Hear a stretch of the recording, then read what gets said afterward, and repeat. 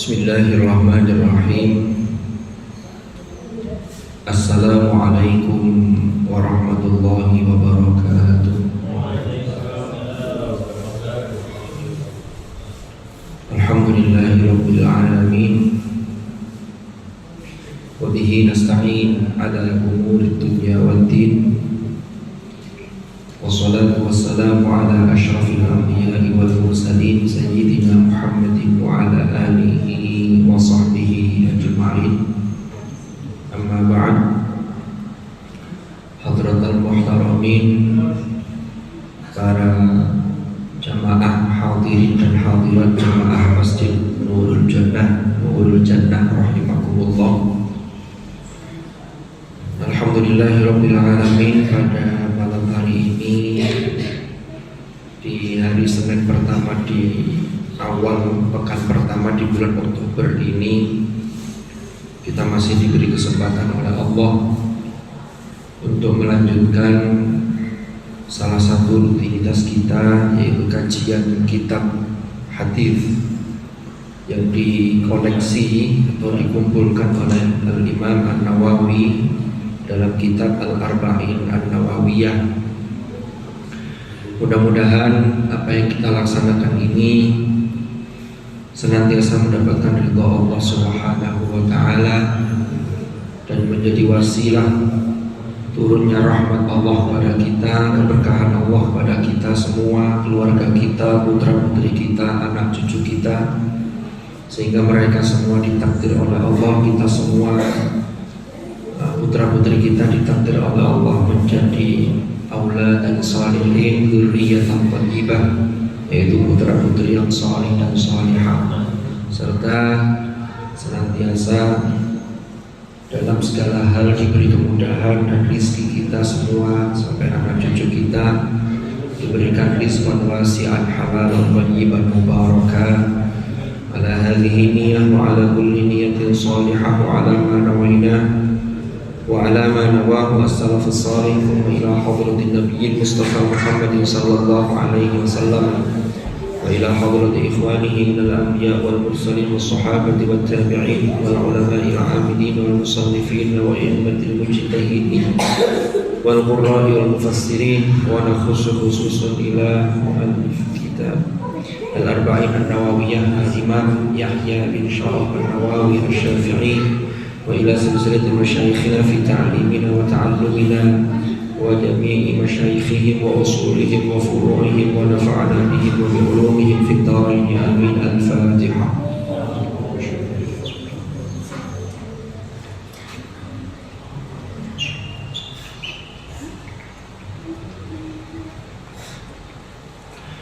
Sebelum kita lanjutkan materi kita membaca suratul Fatihah, kita kirim doa pada saudara-saudara kita yang kemarin, saudara-saudara kita sesama muslim, sesama mukmin yang kemarin masuk dalam atau termasuk korban dalam tragedi di Stadion Kanjuruhan. Mudah-mudahan Allah terima semua amal baiknya dan sekecil apapun kekhilafannya senantiasa mendapat maghfirah.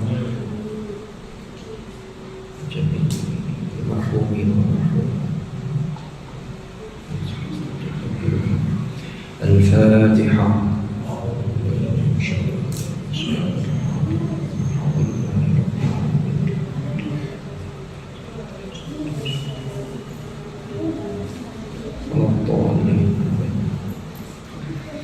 Para hadirin dan hadirat rahimakumullah, para bapak, para ibu sekalian jemaah Masjid Nurul Jannah.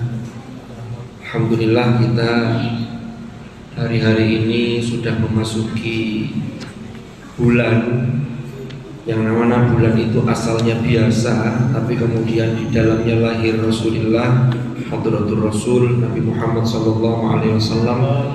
Maka bulan ini menjadi luar biasa, yaitu bulan Rabiul Awwal, di mana di bulan Maulid ini adalah satu momentum atau kesempatan bagi kita untuk melakukan introspeksi, untuk meningkatkan amal-amal kita termasuk semangat kita dalam mengupgrade ketakwaan kita. Ini kesempatan.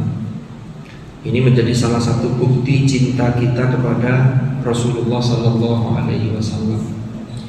Karena bukti cinta kepada Allah itu adalah mencintai Rasulullah. Salah seorang sahabat Rasulullah bernama Thauban. Thauban itu ngawulo atau derek ke Rasulullah. Jadi setiap hari itu selalu ketemu Rasulullah. Suatu ketika Thauban itu menyampaikan kepada Rasulullah ngeten, "Ya Rasulullah, la anta ahabbu ilayya min mali wa ahli," katanya. Wahai Rasulullah, sungguh panjenengan itu lebih aku cintai dibanding harta yang aku miliki dan keluargaku. Itu kata Thauban kepada Rasulullah. Lalu Thauban melanjutkan kata-katanya begini, "Saya itu ya Rasulullah, kalau sedang keluar atau tidak bertemu panjenengan sebentar saja, saya itu pingin segera kembali dan pingin melihat dan bertemu dengan panjenengan."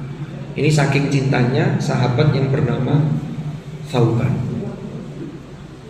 Lalu setelah dia matur begitu ke Rasulullah, tiba-tiba Thauban ini sambil menangis, dia lalu matur begini, "Tapi ya Rasulullah, kalau nanti di akhirat seandainya aku ini masuk surga dan panjenengan juga masuk surga, maka aku tidak lagi bisa bertemu dengan panjenengan ya Rasulullah." Rasulullah tanya, "Loh kenapa?" "Karena saya yakin surga panjenengan itu levelnya itu tinggi, beda dengan surga saya ini. Karena ibadah saya ibadahnya begini-begini aja." Nangis Thauban itu. Mendengar apa yang disampaikan oleh Thauban kepada Hadratur Rasul. Kemudian Rasulullah bersabda, "Al-mar'u ma'aman ahabba." Seseorang itu bersama dengan orang yang ia cintai. Mendengar sabda Rasulullah ini, Thauban itu bersemangat. Lalu kemudian Rasulullah mengutip firman Allah dalam surah An-Nisa, "Wa may yuti'illaha war rasul fa ulaika ma'al ladzina an'ama Allahu 'alaihim minan nabiyyin was-siddiqin wasyuhada'i was-shalihin wa hasuna ulaika rafiqa."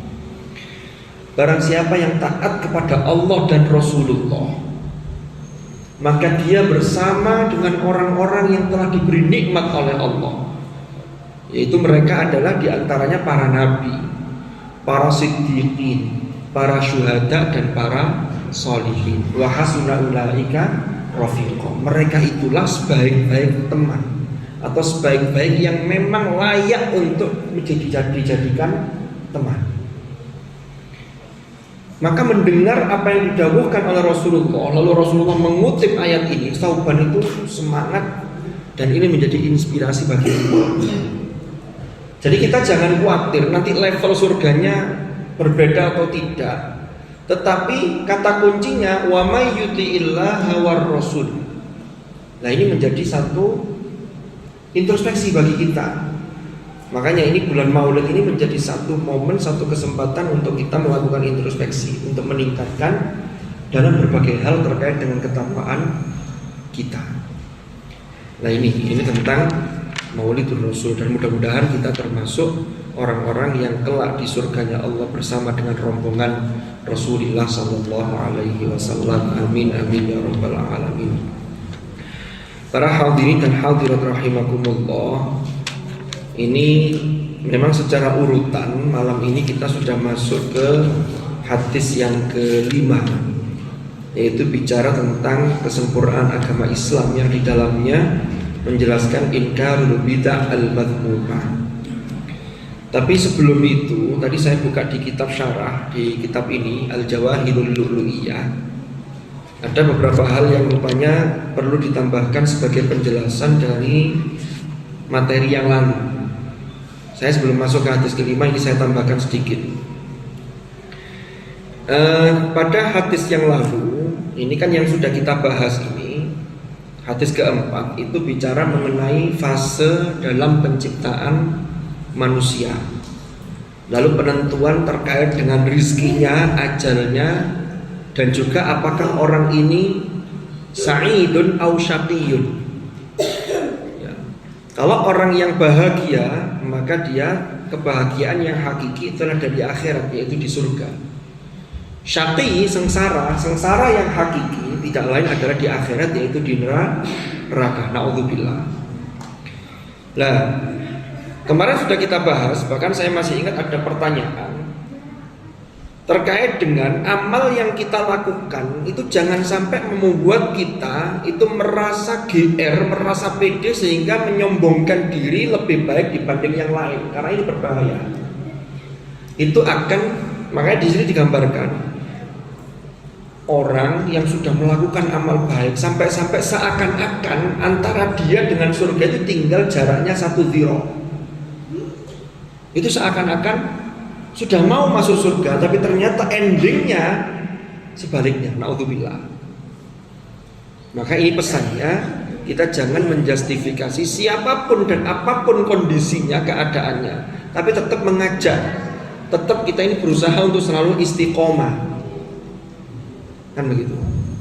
Nah, sekarang ini kan kita bicara mengenai husnul khotimah dan su'ul khotimah.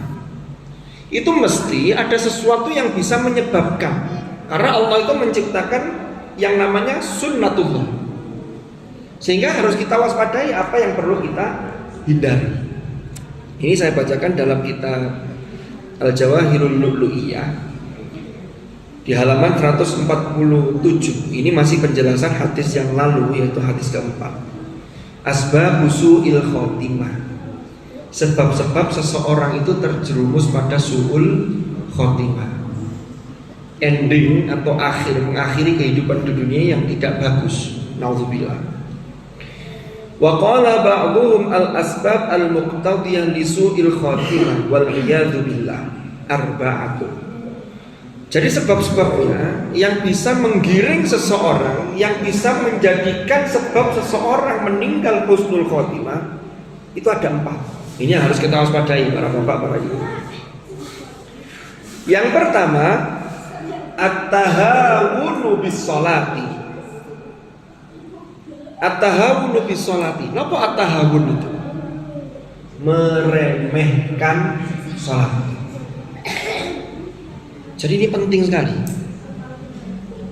Jadi nuwun sewu, jangan sampai naudzubillah kula lan panjenengan ini jangan sampai menjadi orang-orang yang gampang atau ngeremehno sholat. Harus gampang sholatku nomor 2. Lah nomor 1 apa? Syahadat. Ya mesti ae rukun Islam. Sholatku nomor 2, nomor 1 apa? Ya yang lain-lain ya nanti dulu. Sesuatu itu dibandingkan itu ya harus bandingannya itu harus proporsional, harus pas. Jadi di sini penjelasannya ay at-takasulu an fi'liha. Apa sih ngeremehkan sholat itu maksudnya gimana?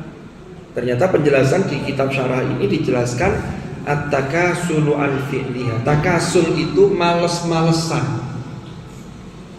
Delok jam, jam loro. Asare jam piro? 2:30 kurang.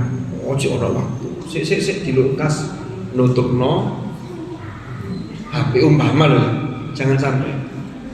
Tapi di sini tidak ada. Ini jamaah di tempat lain masih ada, begitu di sini boten. Karena ini kan masjidnya jelas nurul jannah, jadi tersinari oleh cahaya surga. Amin. Sehingga orangnya sergap-sergap. Kan semua jamaah, semua warga perumahan Istana Gajaya ini kan semuanya sergap, kecuali yang belum. Jadi pengecualiannya semuanya sergap kecuali yang belum. Lah ini proses. Tetap kita aja. Jadi setiap sesuatu itu ada pengecualian. Rasulullah itu kan dawuhnya begitu nih. Semua umatku yadkhulunal jannah, semuanya masuk surga illa man aba, kecuali yang tidak mau.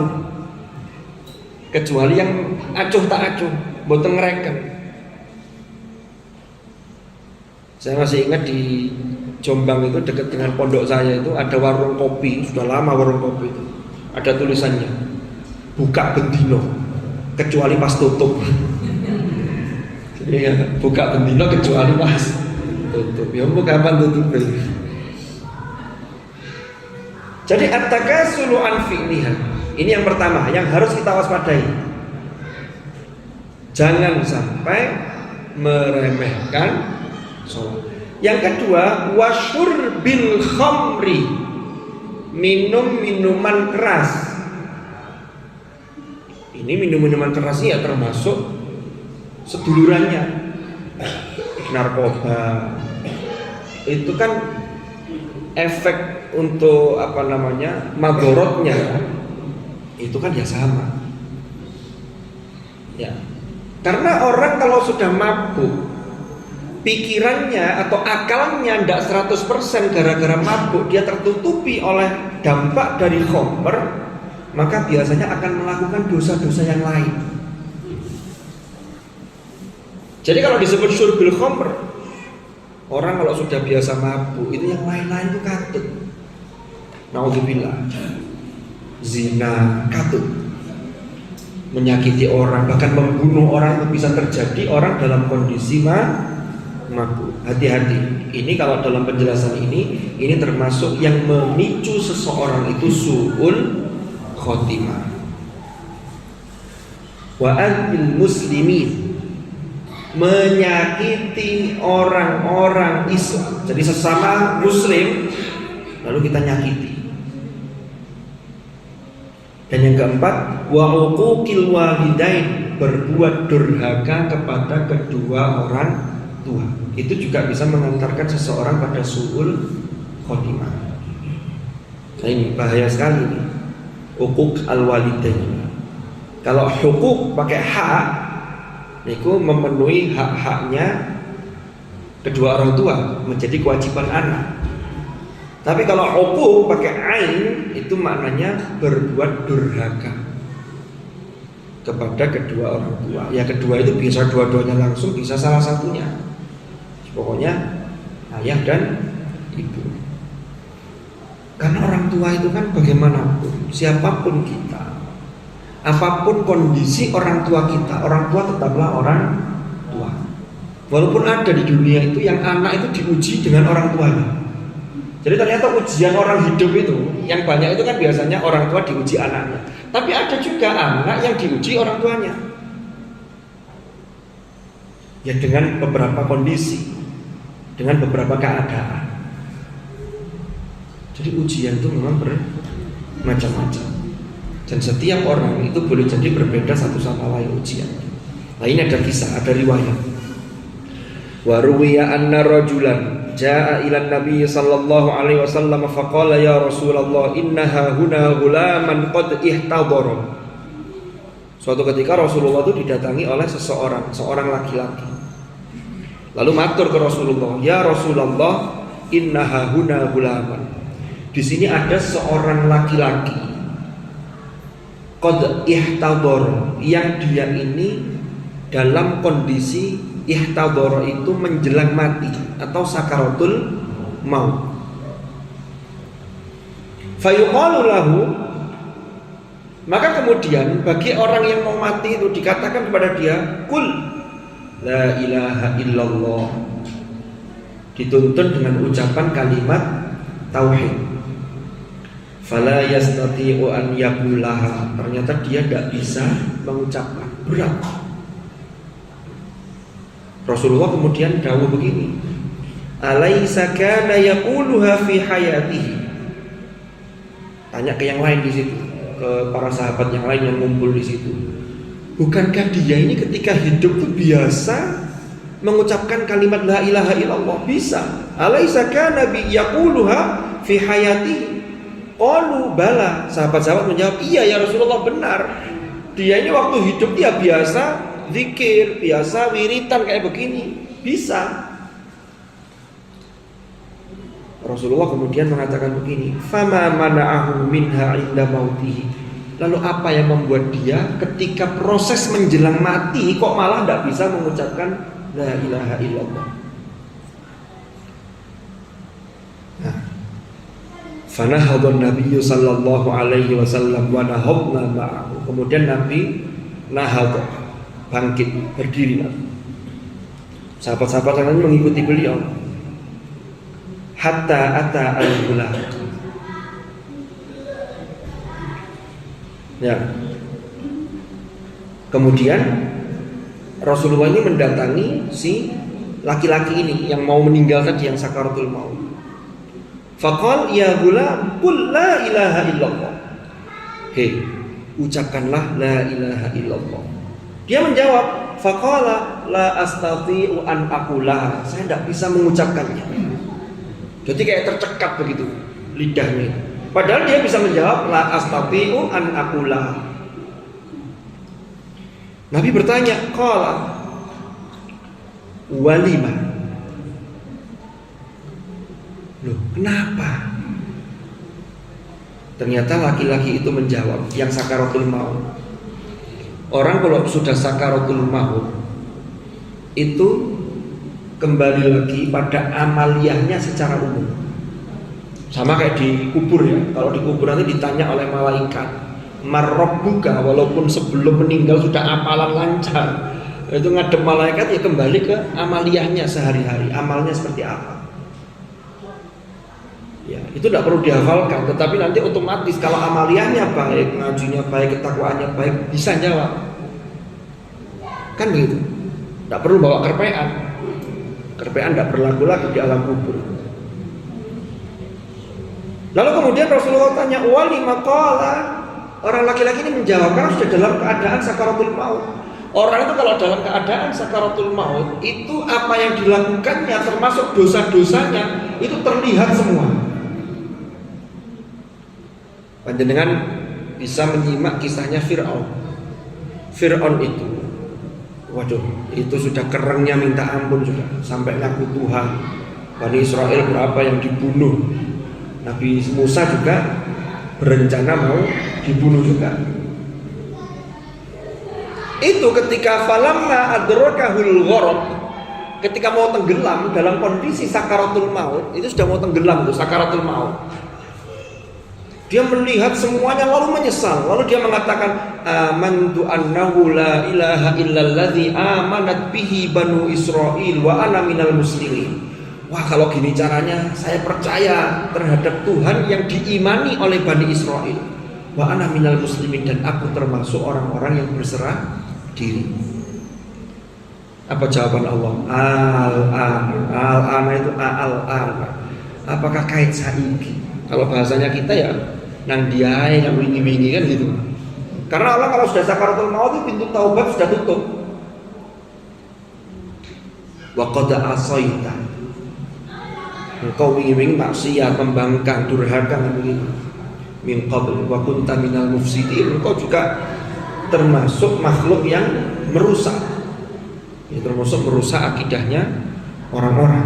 Karena semuanya disuruh menyembah dia. Dia mengatakan faqala ana rabbukumul a'la, kan begitu kata Fir'aun.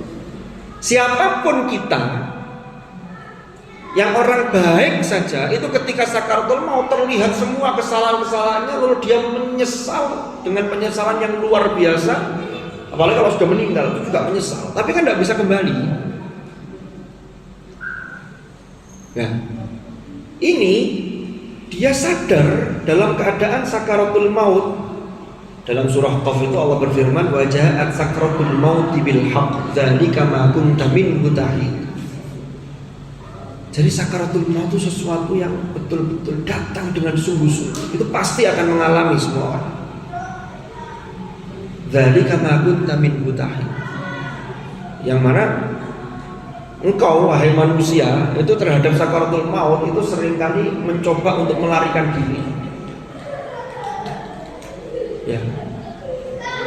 Di juz 5 itu dijelaskan ada ayat aina ma takunu yudrikumul mautu walau kuntum fi burujin musyayyadah. Dimanapun kalian berada, kalau maut sudah waktunya menjemput, maka walaupun berada di benteng yang berlapis-lapis, itu pasti tetap berangkat. Lah ketika sakaratul maut ini, orang ini yang di hadapan Rasulullah ini, Dia mengatakan setelah ditanya Rasulullah, walima, dia menjawab, liuquqi walidati, karena saya durhaka kepada ibuku. Rasulullah tanya kemudian, qala ahayyatun hiya, apakah beliau masih hidup? Qala na'am, nggih, beliau masih hidup ya Rasulullah. Lalu Rasulullah dawuh ke sahabat-sahabat yang lain, arsilu ilaiha, ya, kalian berangkatlah kepada ibunya orang ini. Lalu fa arsalu ilaiha, maka disampaikanlah kepada ibunya. Para sahabat-sahabatnya menyampaikan ke ibunya agar ibu ini datang kepada si anak ini. Faja'athu, kemudian ibunya itu datang kepada gulam yang menjelang meninggal tadi. Faqala laha Rasulullah sallallahu alaihi wasallam, abanuki huwa, ai ibnuki, apakah ini anakmu, dia ini anakmu? Si ibu itu menjawab, qala na'am, nggih ya Rasulullah, anak saya. Ara'aita, ara'aiti, bagaimana menurut engkau wahai ibu, seandainya lau anna nar ujjijat faqila laki illam tashfa'i fihi qadhafnahu fi hadhihi nar. Ya apa pendapat sampean, seandainya dikumpulkan kayu-kayu bakar lalu dinyalakan api, lalu dikatakan kepada sampean, ibunya ini, kalau sampean gak memberi maaf kepada anak ini, kami semua akan melempar dia ke dalam bara api yang besar tadi. Ibunya tidak tega, padahal asalnya itu ibunya itu mangkel. Kenapa? Karena anak ini durhaka. Tapi sudah dalam kondisi sakaratul maut, seorang ibu tetaplah ibu. Lalu dia mengatakan, faqalat idzan kuntu ashfa'u, kalau begitu saya beri maaf dia. Kalau begitu saya siap membukakan pintu maaf. Lalu Rasulullah dawuh, fa ashhidi Allah, persaksikanlah kepada Allah, wa ashhidina, dan persaksikanlah kepada kami yang hadir di sini, bi annaki qad raditi, bahwa engkau wahai ibu itu betul-betul sudah rela, sudah ridho, sudah memaafkan. Faqalat, kemudian dia berkata, si ibu tadi itu, qad raditu an ibni, saya sudah memaafkan anakku, saya sudah ridho terhadap anakku. Kemudian Rasulullah baru bicara lagi ke si anak yang mau meninggal tadi, ya gulam, kul la ilaha illallah. Faqala la ilaha illallah, maka dia baru bisa mengucapkan la ilaha illallah. Nah, ini kan sebuah riwayat yang bahwa memang betul-betul kedurhakaan kepada orang tua itu bisa mengantarkan orang su'ul khotimah. Seandainya sang ibu tadi tetap tidak memberi maaf, maka si anak ini su'ul khotimah. Faqala Rasulullah sallallahu alaihi wasallam, alhamdulillah alladzi anqadhahu minan nar. Segala puji bagi Allah yang telah menyelamatkan dia, si gulam ini, dari api neraka. Nah, sekarang kita lanjutkan. Alamatus syaqawah wa alamatus sa'adah. Sekarang tanda-tanda orang yang sengsara akhiratnya dan orang yang nanti di akhirat itu adalah sa'adah, bahagia. Kita ini kan seringkali memandang satu kebahagiaan dengan kesengsaraan itu kadang parameternya itu urusan dunia. Padahal parameter yang lebih jauh itu adalah urusan akhirat. Karena dunia itu adalah sesungguhnya, memang kita tidak bisa meninggalkan, saya tidak butuh dunia. Karena dunia itu kalau dalam bahasanya Rasulullah itu mazra'atul akhirah. Bagaimana dunia itu menjadi ladang atau menjadi satu media atau wasilah yang bisa mengantarkan untuk kebaikan akhirat kita. Kalau dunia hanya berhenti urusan dunia, ya emang rugi. Wong dunia itu kalau dikejar seberapapun banyaknya, tidak akan pernah habis. Kadang kita itu lupa bersyukur ya. Kalau kita ini dapat gaji tetap, pemasukan yang sudah rutin dalam satu bulan sekian puluh juta, itu kita merasa itu hal yang biasa. Bahkan lupa kalau itu termasuk nikmat, anugerah dari Allah. Betapa banyak orang yang tidak seperti panjenengan, atau orang yang sudah punya rumah dengan mungkin dulu ada proses dulu sebelum punya rumah itu kontrak itu 1 tahun 2 tahun cepet begitu, habis itu sudah kemas-kemas lagi harus pindah lagi. Itu dalam hatinya itu kan begini, ya Allah muka-muka sedang duwe omah. Begitu Allah diberi jalan punya rumah, lo kadang-kadang tuh lali bahwa rumah itu juga nikmat dan itu anugerah yang harus disyukuri. Marang wis duwe rasanya biasa, dan dunia itu karakternya begitu seringkali. Sesuatu yang kita kejar kalau sudah diperoleh, yang dulu katanya kalau nanti saya dapat ini saya akan bahagia, saya akan, itu ketika diperoleh nek lali syukuri itu dianggap biasa, wis biasa. Orang yang punya rumah cuma 1 ya biasa. Nanti ingin punya rumah 2, 3. Kalau sudah punya banyak, ya wis 2 ya biasa rasanya. Biasa. Mobil itu tidak ada pernah habisnya. Itu kalau kita tidak bisa mensyukuri. Hari ini mobilnya mereknya ini. Oh, saya ingin ngejar yang ini, yang tinggi, tipenya lebih tinggi lagi. Mulai wis 2 ditumpahi. Marwana sekian bulan, sekian jalan, itu sudah rasanya biasa. Biasa. Kadang lali nak ikut termasuk nikmat. Dulu ketika berhenti di lampu merah, belum punya mobil, punyanya sepeda ontel, nolanya sepeda motor nolanya mobil. Kapan tuh mobil? Begitu sudah motor kadang-kadang lupa, kadang-kadang loh. Makanya kalau untuk urusan dunia itu yang bagus itu Rasulullah perintahkan, lihatlah ila man huwa asfala minkum. Lihatlah yang lebih rendah, bukan untuk meremehkan, tapi untuk mensyukuri gitu loh. Tapi sebaliknya kalau untuk urusan akhirat harus lihat yang lebih atas, jangan dia lebih bawah. Ya, sholat jamaah di sini, lalu ada temannya nggak jamaah, oh cuma dengar aku. Lihat yang lebih sergap lagi, bukan hanya jamaahnya, ibadah-ibadah yang lainnya. Itu kalau urusan akhirat. Nah sekarang alamatus syaqawah wa alamatus sa'adah itu apa? Wa fil hadis alamatus syaqawah, tanda-tanda sengsara, orang-orang yang sengsara. Itu pertama di sini digambarkan jumudul ain. Jumudul ain itu apa? Matanya itu keras, jumud. Kalau bisa keras ini jangan dipahami secara literal. Bukan matanya keras atas itu bukan. Ai qillatu dam'iha wa qasawatul qalbi wa hubbud dunya. Oh, wa qasawatul qalbi sampai situ. Apa yang dimaksud matanya itu keras, matanya itu enggak ada perubahan, jumud. Itu yang dimaksud adalah qillatu dam'iha.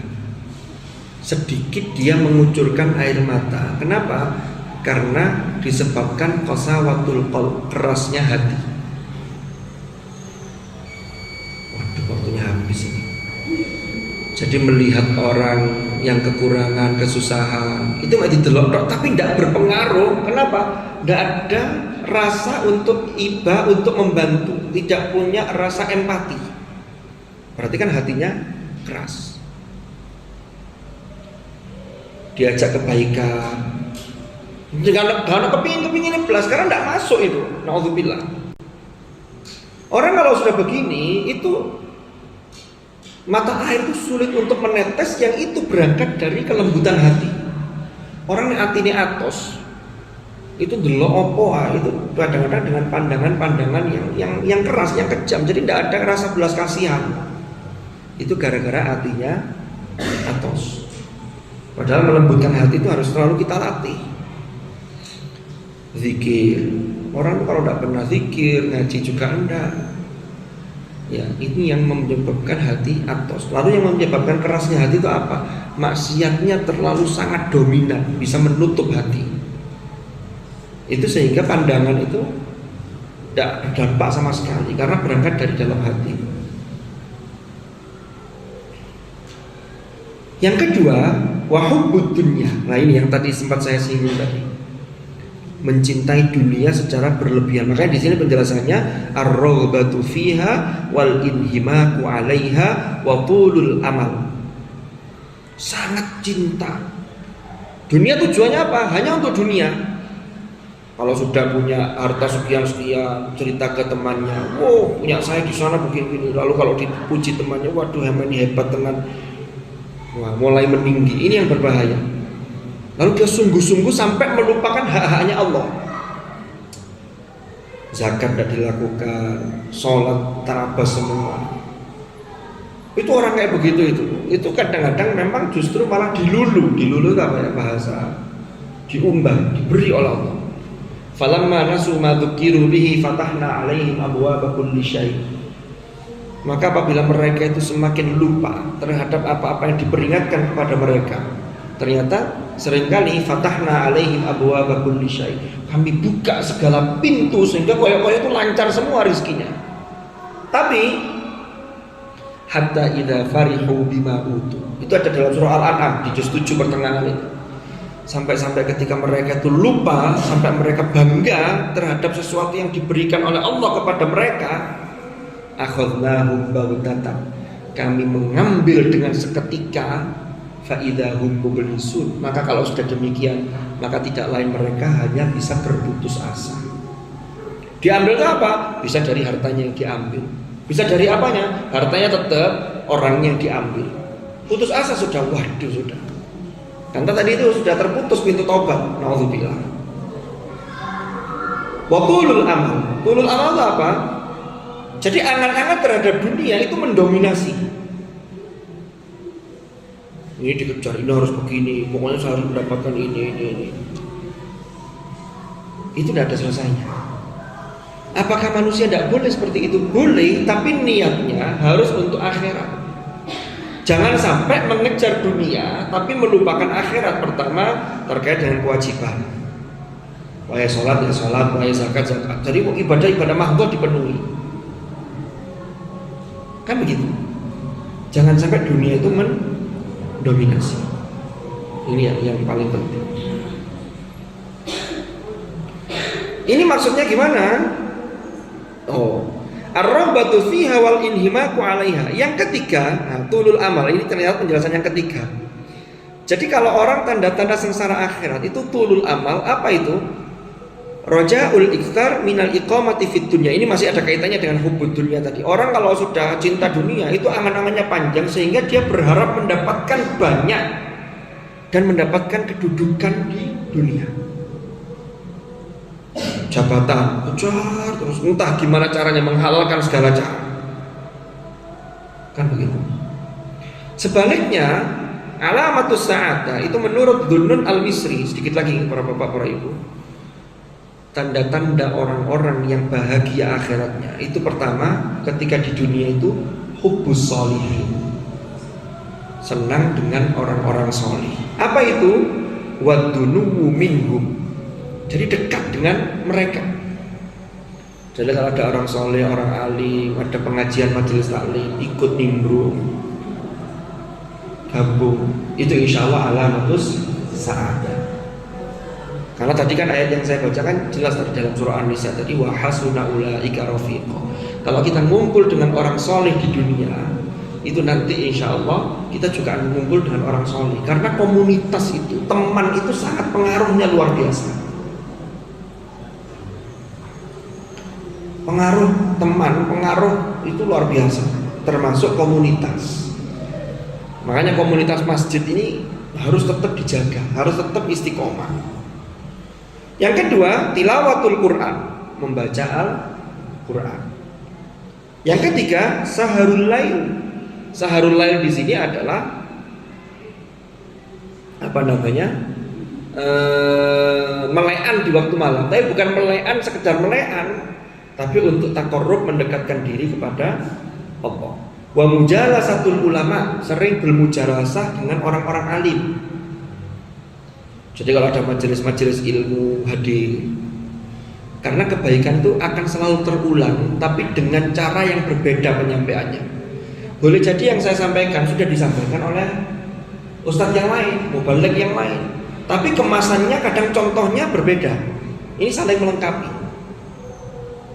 Sehingga sering saya sampaikan, ketika kita mendengar kebaikan, jangan sampai parameternya itu wala sampai aku wis tahu krungu. Bukan wis tahu krungu, Tapi bagaimana kita fayattabi'una ahsana?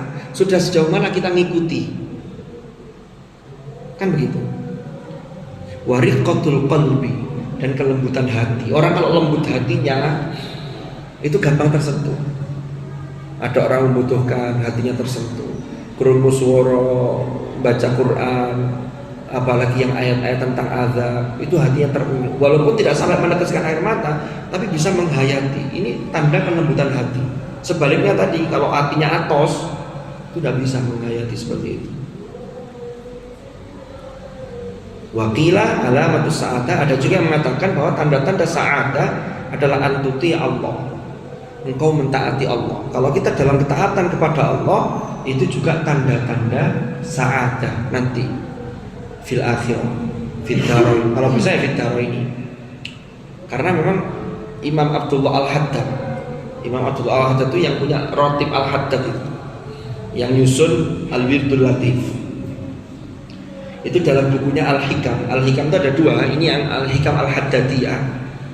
Itu beliau pernah menjelaskan ada 4 tipe orang.